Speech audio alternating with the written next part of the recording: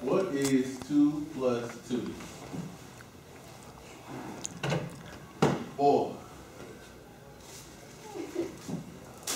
Good job. What is 4 plus 4? 8. 8? See me eyeballing that earlier. Sorry about that. Alright. What is 8 plus 8 minus 4 divided by 4 minus 4 plus 1 times 10? What you got, kiddo? 0. Good job. Alright, what's the square root of 64? 8. Good job. Alright, now that I got everybody's attention, alright, my name is Mr. Brown. And today, or this afternoon, I'll be giving y'all an information speech on different training techniques in order to alter the behavior when you're training your dogs, i.e. your pets. A research study conducted by the University of Cordoba in 2009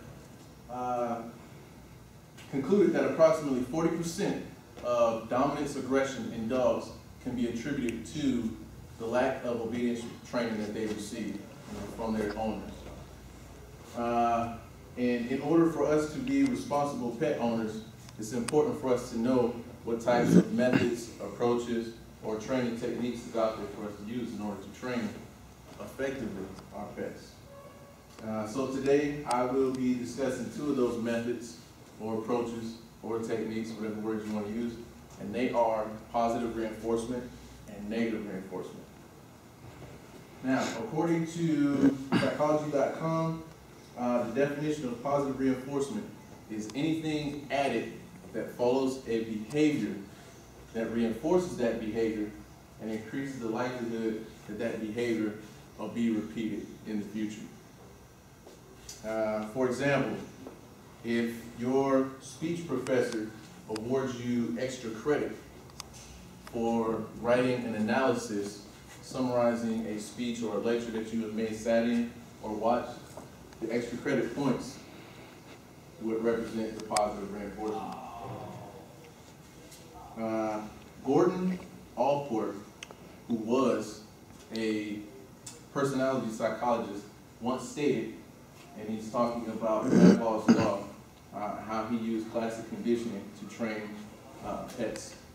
He stated that the dog in Pavlov's experiment does not continue to salivate when it hears the sound of a bell unless an edible offering is given to the dog repeatedly after it hears the sound of the bell, and the dog will begin to salivate, whether it gets a treat or not.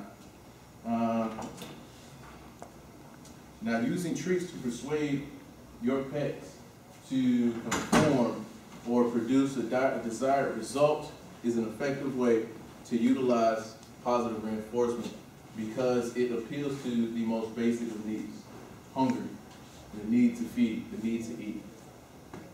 It is also important to note that in order for this method, this technique to be effective, it has to be repeated. It has to be repeated.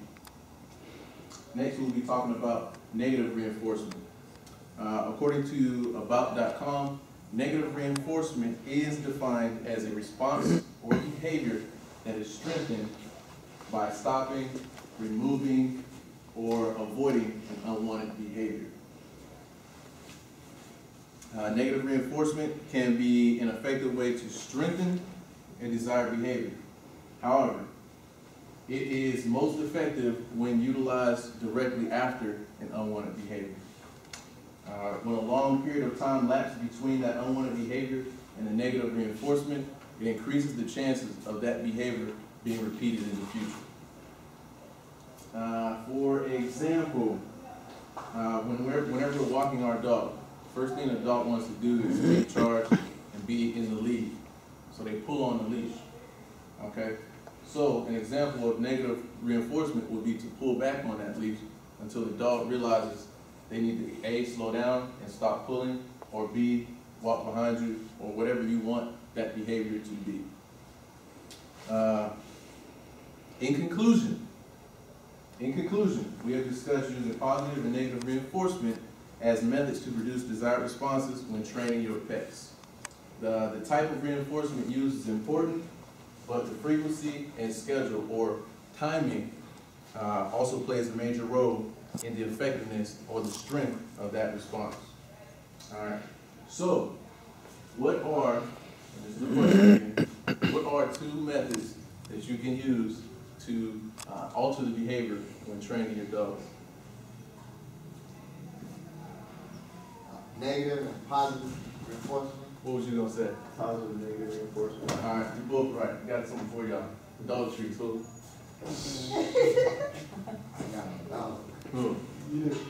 All right. This concludes my class. Thank you guys for attending. Welcome.